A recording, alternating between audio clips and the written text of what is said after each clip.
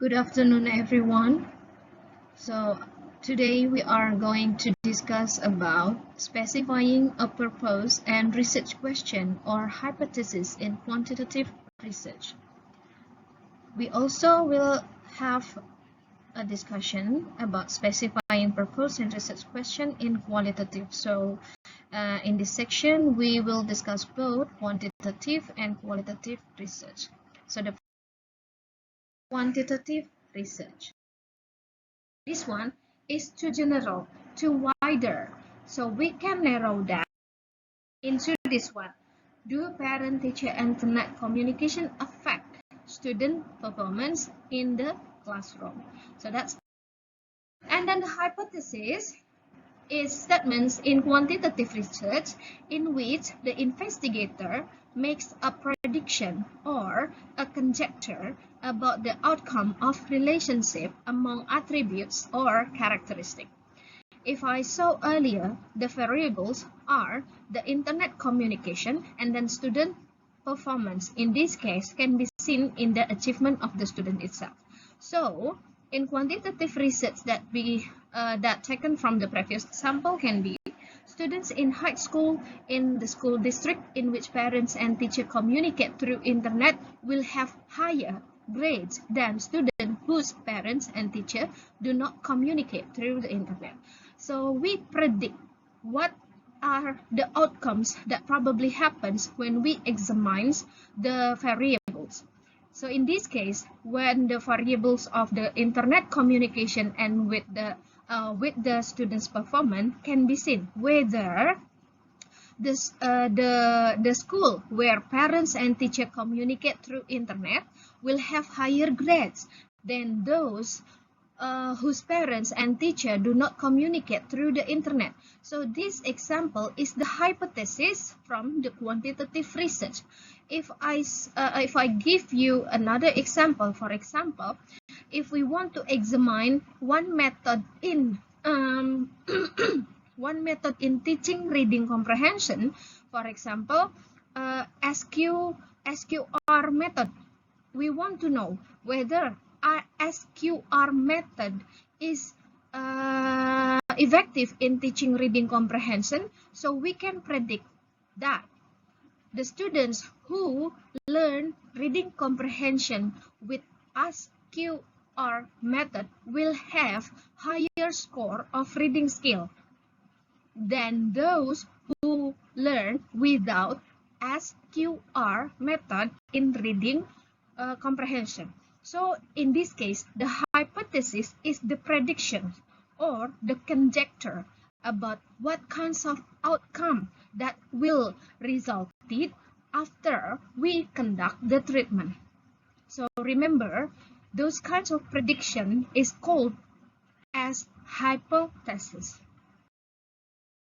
The research objective in quantitative research specifies the goals that the investigator plans to achieve in study. So in this part, the example is to describe the frequency of internet communication between parents and teachers regarding the parents' children in high school social study classes. So this is the purpose, yeah, the research objective. This is in the form of statement, in which why we conduct that specific research. If we want to know whether the internet communication will give some significant result for the student performance, then this is conducted to describe the frequency, to describe the types, and then to relate the frequencies and types of communication.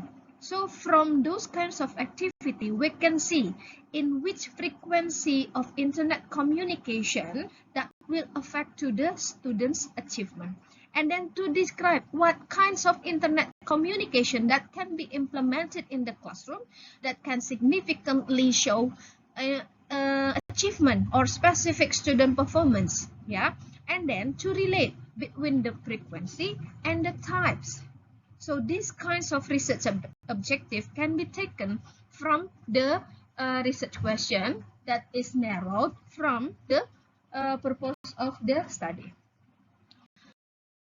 The design quantitative of the proposed statement, research question, and hypothesis. So we can specify the variables. It is divided into dependent variables and independent variables.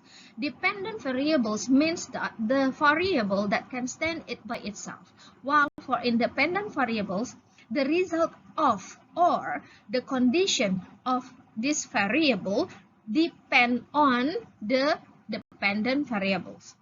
Yeah, so in this case, in table 4.1, 4 types of independent variables. The first one, a measured variable, control variable, treatment variable, and moderating variable. The definitions of measured variable is an independent variable that is measured in a study. And then control variable is a special type of independent variable that is of secondary interest and is neutralized through statistical or design procedure. While treatment variable is an independent variable manipulated by the researcher. And moderating variable is a special type of independent variable that is of secondary interest and combines with another independent variables to influence the dependent variable.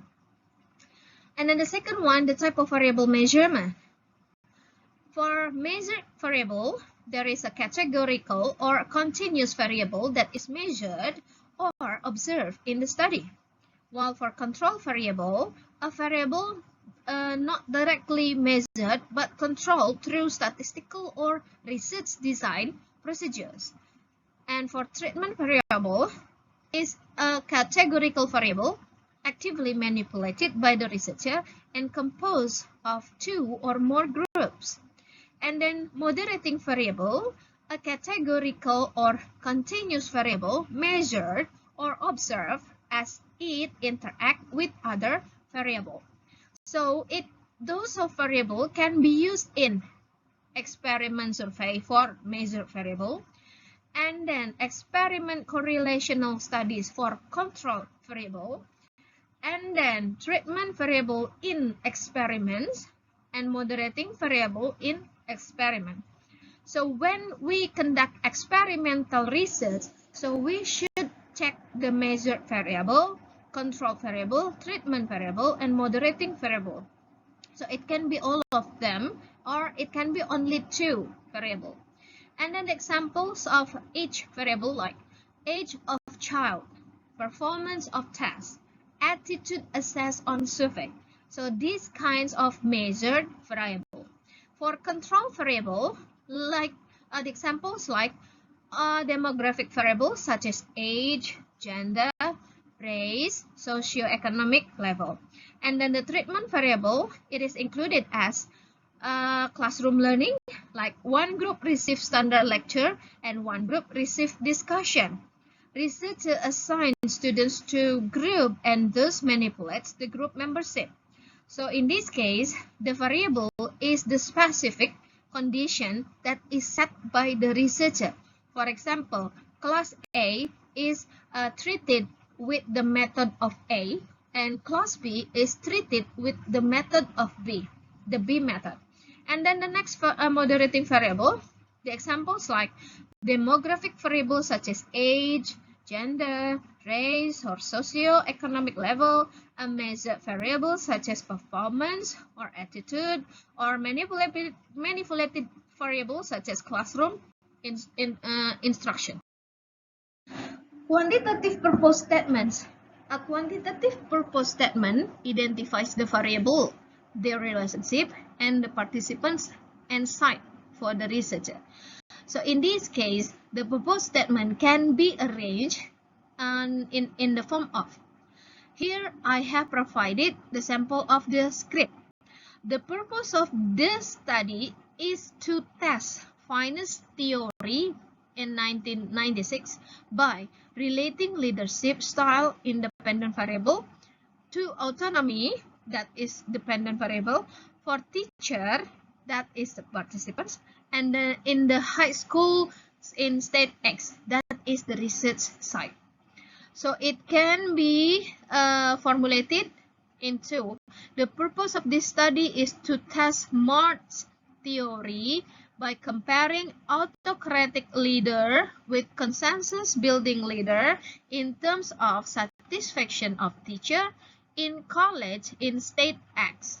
So if I give you the example, or the example related to our discussion, or the general topic that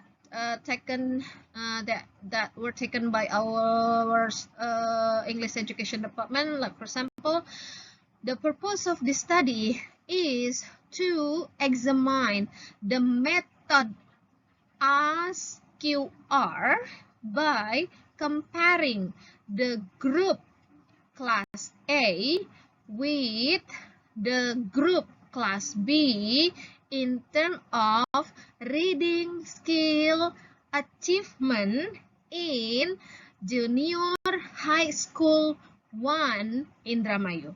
So that is the example of quantitative purpose statement. The guidance in making the research statement, research question, you have to pose a question. So you can write, or you can begin with the question how, what, or why. You have to pose the question, yeah? You should pose the question. And then the next, you should specify which one is independent, which one is dependent, and then which one is mediating or control variables. So later in experimental that you can conduct in your paper, maybe will be limited into only two, yeah, dependent and independent variables. And then you can use the words describe, compare, or to relate to indicate the action or connection among the variable, and indicate the participants and the research site for the study. Three popular forms are available in quantitative, like descriptive question, relationship question, and comparison question. So you should make the descriptive question is not by using the word of descriptive, but how the question, that when we read that question, it shows how we describe the situation, yeah. So it is not using the word description. So this is the example of quantitative research question. You can begin with how, what, and why. When you use descriptive question, so we can use how. How frequently do African American feel isolated on college campus? When you want to use a relationship question, then how do feelings of isolation relate to or influence the ethnic identity of African American in the United States? And when you want to use comparison question, so you can write, how do African American and Euro Americans compare in their perceptions of ethnic identity? If we make a simpler examples, then how do the SQR method influence the reading comprehension achievement of the students from SMP 1 Indramayu, like that, yeah. But the research question usually is not again narrower than the purpose of the study, yeah, or purpose of the research. After that, we can write quantitative hypothesis.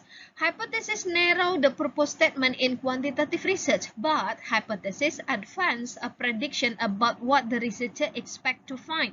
So in this case, in table 4.2, the null and alternative hypotheses are written in this, or elaborated in this way. For the type of hypothesis, we set the purpose. When it is null hypothesis, so it is to test the general population that there is no change or no relationship or no difference. It means that, for example, if we recall to the previous example about SQR method to reading comprehension achievement, then there is no effect. There is no effect on the implementations of SQR method in teaching reading comprehension, for example, or there is no influence to the implementations of SQR method in student reading achievement. While for alternative hypothesis, it is the hypothesis that may be true if the null is rejected. So it suggests a change, a relationship, or difference. So we can make the example from the previous one, like there is significant effect on the implementations of SQR method on the students' reading comprehension achievement. So it means that we reject the null hypothesis and we accept the alternative hypothesis. Of course, those hypotheses are proof from the steps of a statistical analysis. So we need calculation on the result of students' achievement with the statistical calculation to prove whether the null hypothesis is rejected or the null or the alternative hypothesis is rejected. Everything is possible. That in experimental research, it is not always the alternative hypothesis is accepted, but it is also possible for the alternative hypothesis is rejected. So do not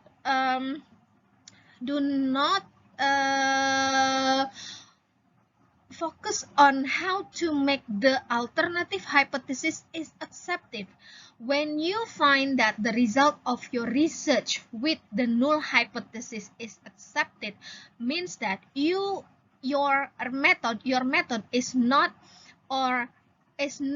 making change on its implementation, means that the null hypothesis here created because there is no change, no relationship, no difference after you implemented the specific method or specific treatment in the class.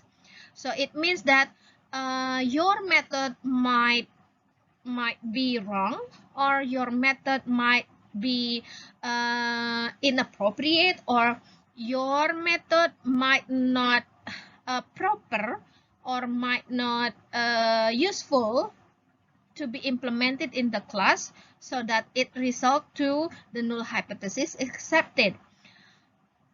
There are so many factors to that condition might happen in your research. Maybe you should check from the beginning whether the indicators is not well prepared, and then the test is not really represent the activity, and then maybe your treatment miss some steps in the implementation, and maybe there are some other factors that creating the null hypothesis is accepted. And then the next types of hypothesis, specific language found in the hypothesis. So you can use there is no difference, there is no relationship between this method with that skill or reading skill. You can use this language, yeah. And then for the alternative hypothesis, like magnitude statements such as higher, lower, more positive, and more favorable. If we recall back to the previous example, so we can say that reading comprehension from the students, or the reading comprehension achievement of the student show higher result after being treated with SQR method. Yeah, so this is kind how you make the hypothesis, the result, yeah, the result at the end to conclude how actually your finding will lead to a specific of confirmations of the hypothesis.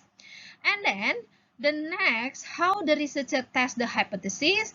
So a test of hypothesis is in the null hypothesis, also conducted for the alternative hypothesis. So both here, null hypothesis and alternative hypothesis are tested with several kinds of specific tests. Yeah, I believe that you have got the statistical calculation course with different lecture, yeah, how to conduct or how to do the statistical analysis in quantitative. And then the null hypothesis means that after it's like what I have explained earlier, that there is no relationship between independent and dependent variable, or no difference between groups of an independent variable or dependent variable. So example here, there is no difference between at-risk and non-at-risk student in terms of student achievement on math test score for third grade student in the Midwest school district. And then, so we can see here, the independent variable is the at-risk student, yeah, whether it is member or non-member, and the dependent variable is the student achievement test score, and then the participant third grade student, and the site is X school district, and then form of language null, indicating no differences. If we relate to the previous example, when we talk about SQR method and then reading comprehension achievement, so SQR method is independent variable and the reading comprehension achievement is dependent variable. The participant is the students or a junior high school student. The specific site is junior high school students in Indramayu, for example, SMP 1 or SMP 2 and so on. And then the form of language, if we have got the result, so we can state that, for example, there is no difference, means that it is null, indicating no difference. And the next, the alternative hypothesis. You can use an alternative hypothesis if you think there will be a difference based on the result from past research or an explanation or theory reported in the literature. So you can divide into two directional alternative hypothesis and then non-directional alternative hypothesis. Directional alternative hypothesis is when the researcher predicts the direction of change, a difference, or relationship between variables in the total populations of people. So the examples like the students who participate in direct learning in 4 elementary school will have higher achievement score than students who participate in whole language learning. So in from that example, we can take the independent variable is the learning itself, direct and whole language, while for dependent variable is the achievement test score. Yeah, I will remind you that dependent variable result depend on the independent variable. Okay, and then the participants, it is the third grade student, the research site is for elementary school, and then key indicator is directional and predictions. Non-directional alternative hypothesis, when the researcher predict a change, a difference, or a relationship for variables in a population, but does not indicate whether the direction or this prediction will be positive or negative or greater or less. It means that when it is non-directional, so the effect can be positive, can be negative, can be higher, or can be lower. Yeah, so this is non-directional alternative hypothesis. The example, there is a difference between varsity athletes in high school who smoke and those who do not smoke in terms of athletic accomplishment. So in this case, the independent variable is the use of tobacco for the smoker and non-smoker, and then dependent variable is the athletic accomplishment, and then participant is varsity athletes, and then sites is high school. So we can find the key indicator is the word of difference, but the direction is not specified because the researcher here does not predict whether the result will be positive, negative, greater, or less.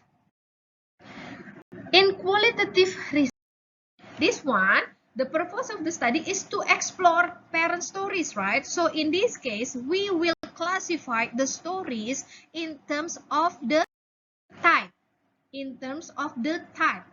So we can see the stories that produced by the teacher after we gather all the information, after we collect all the information, then we can classify them into the types. What types of experiences do the parents have when their children conduct the internet communication? So in qualitative research, a central phenomenon is the concept or process explored in the qualitative research. So what kinds of phenomenon, what kinds of concept that has been through by the participants that are going to be explored. So in qualitative, it is the purpose statement and the research question. In figure 4.7, we can see how researchers explain or predict variable versus exploring or understanding central phenomenon. In quantitative, earlier from my explanation, in quantitative, we explaining or predicting variable from the independent variable X that influence the dependent variable. This one that influence this one. When we apply this one, then there is change or no change with the dependent variable. Like I have said earlier, whether the SQR method will influence the reading comprehension achievement of the students, whether it is high, whether it is low, whether there is change or there is no change, whether significantly positive or negative, or whether it is higher or lower. Yeah, so this is in quantitative. While in qualitative, we try to understand the phenomenon and we try to explore the phenomenon. Like in the previous example, we want to know what is actually the parents thinks about internet communication. This become the phenomenon, the internet communication. What do the parents think about that? What do the parents experiencing about that? What do the parents feels about that? And then what do the parents response about the phenomenon? So we try to do in-depth understanding of the central phenomenon. So in this case, the Y itself, and the external force the shape and are shaped by Y. So these have both sides of arrow, whether this shape this one or this one shape this one.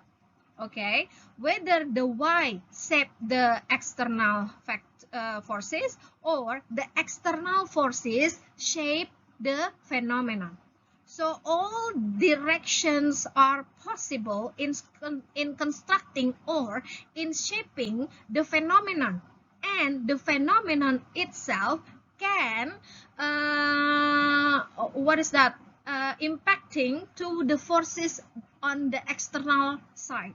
Yeah, so in qualitative, it is wider scope and varied. We can see which direction that the participant will go, and then we can set how the participants will react, whether they can react positively, negatively, it is varied. We cannot control that. And then emerging process in qualitative research. An emerging process indicates that the intent or the purpose of a study and the question asked by the researcher may change during the process of inquiry based on feedback or responses from participants. So what I have said earlier, that during the process, the question asked to the participants may change. Yeah, it is depend on the responses from the participants. If the participant says that internet communication is bad for the student, then the researcher will say why, how can it is impacting negatively. It is also happen when the parents say yes, positively impacting to their children.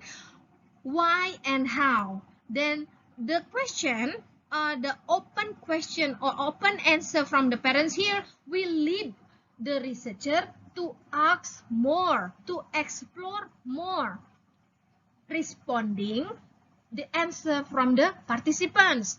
Yeah, so we only can set what are the important point, what are the key point on what question that we are going to ask to the participant. But the next question or the next response from the researcher will depend on the answer from the parents or the participants itself.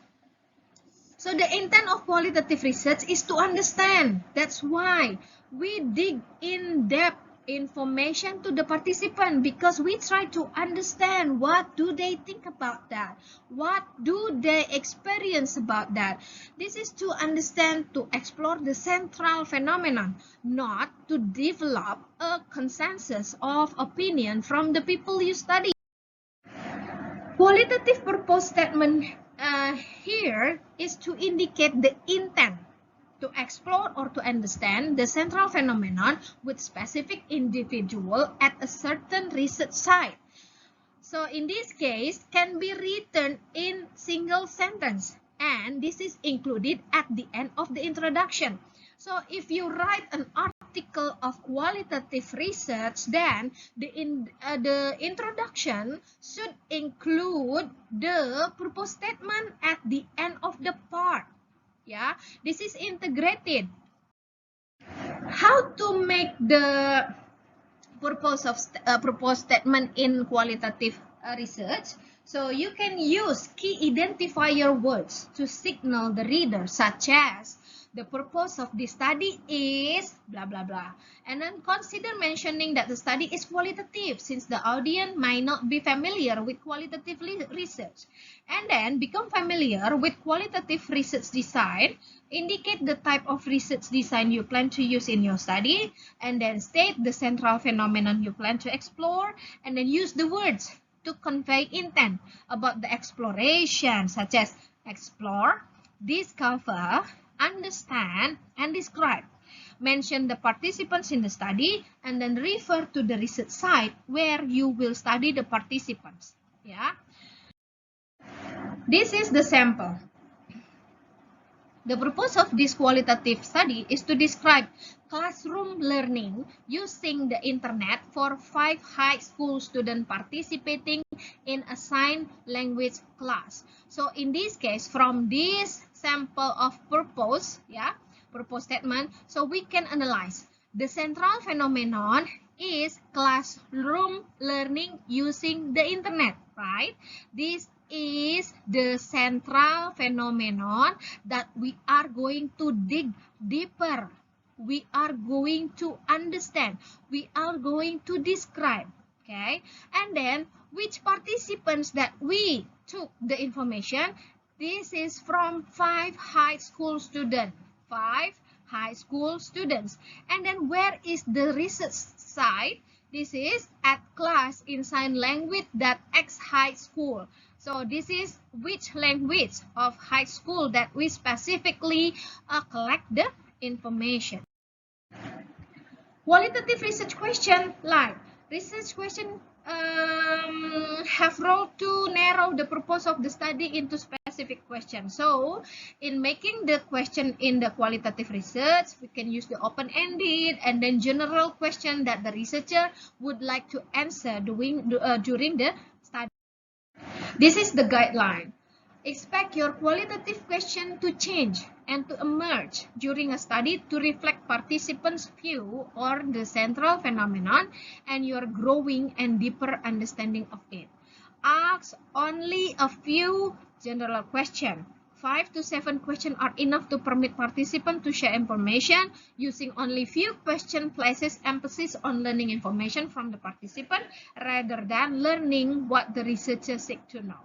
And then ask questions that use neutral, exploratory language and refrain from conveying an expected direction or non-directional outcome if you are thinking like quantitative researcher. For example, use action verbs such as generate, discover, understand, describe, and explore instead of word conveying cause and effect relationships such as affect, relate, compare, determine, cause, and influence.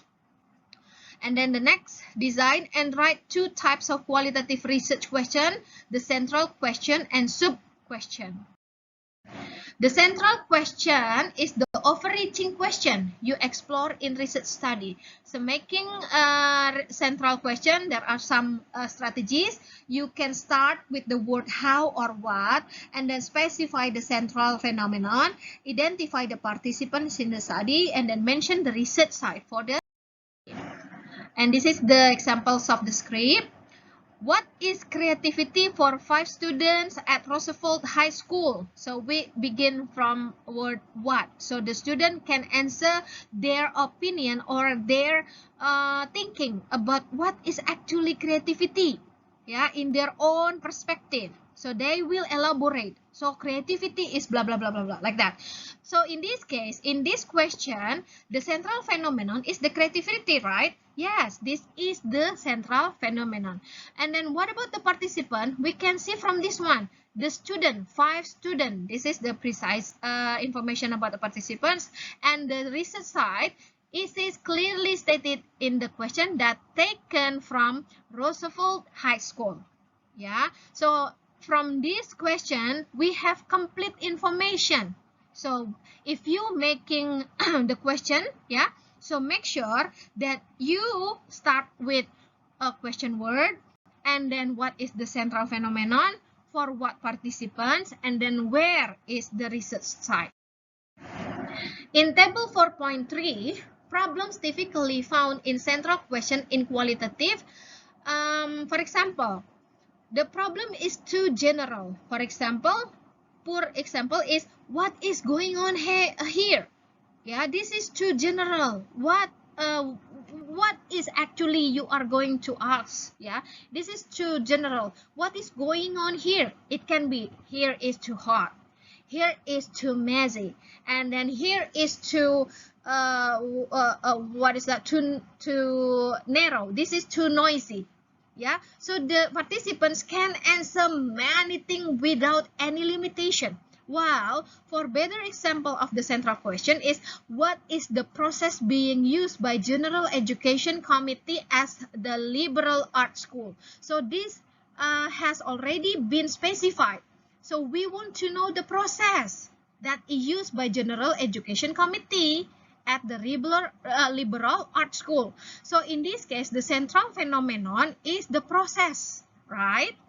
Who is the participant? The General Education Committee. Where is the research site? So this is the liberal art school, right? Okay, and then the next problem is to focus. Yeah, the poor example is how did the committee make a curriculum decision about a course on the environment.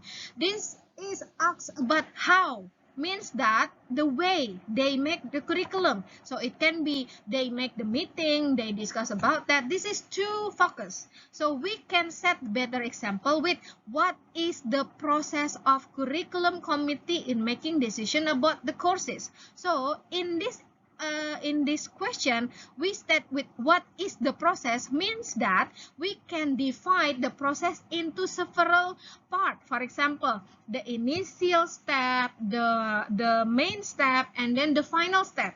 From the initial step, what are the elaboration about that part, and then the main process, what are they, and then the final process, what are there. So this is more what is the structure, more structure. This one is better. And then two laden with assumption.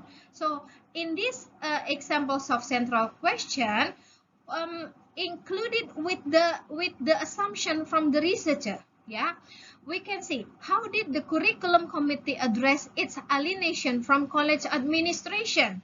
Yeah, so in this case, this is too laden with the assumption, while we can set better central question with what was the role of college administration in the curriculum committee deliberation. So in this case, we can explain the role, what the role, how is the role was conducted. So in this case, this question will dig better information.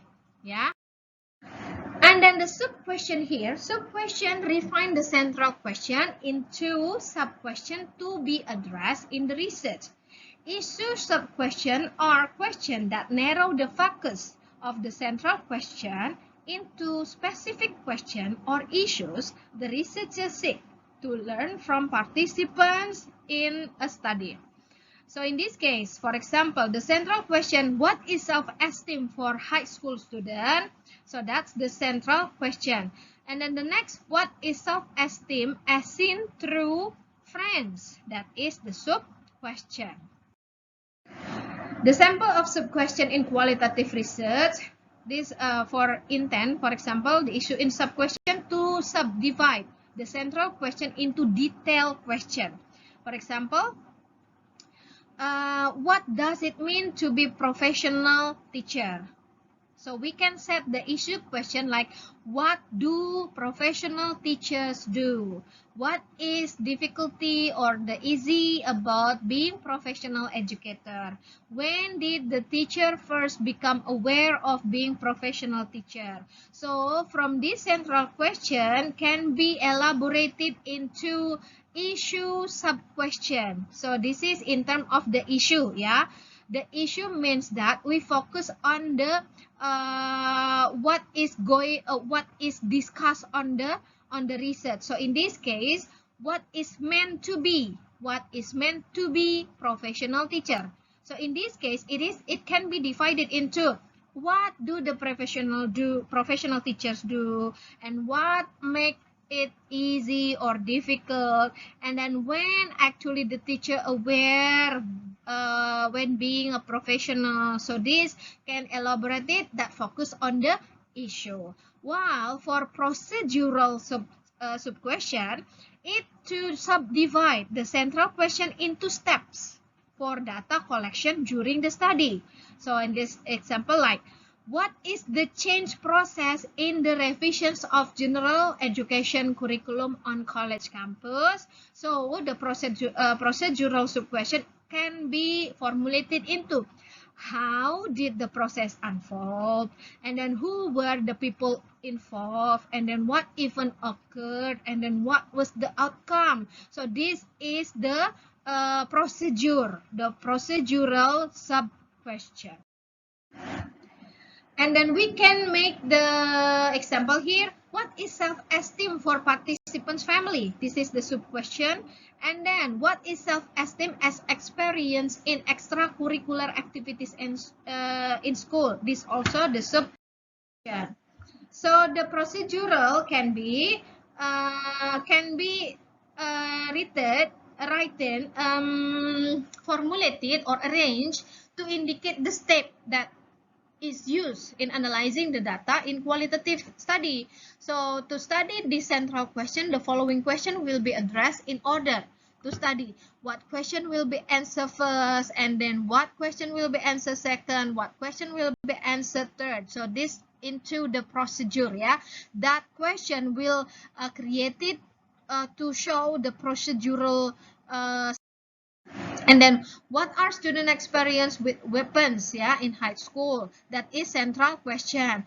And then we can divide into sub question into what are the categories of experience of the student, what process occurs that reflect this experience, and then what proposition or hypothesis reflect the relationship among the categories. So those are the material for today. I hope you can understand the material for today. Thanks for paying attention to my explanation. Hopefully this will be useful for you. Thank you. Bye.